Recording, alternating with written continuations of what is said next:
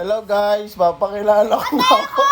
Mapakilala ko nga pala ang aking pamilyang malnourished. Yan ang aking anak na si Kia, yan o. Pwede kayong mag-donate sa amin guys para naman kahit papano tumaba-taba kami. Pati kasi yung asawa ko guys namamayat natin. Tingnan mo oh.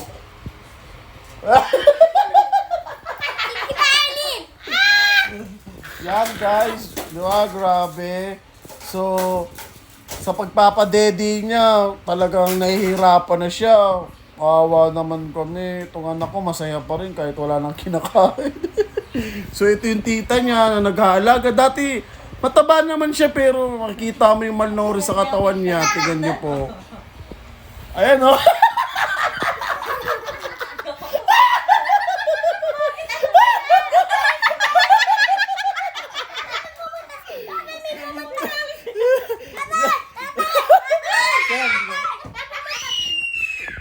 Yan po yung tita niya, mataba lang yan pero malnourished. Tapos ito po yung bunso ko. Kali. Parang chihuahua.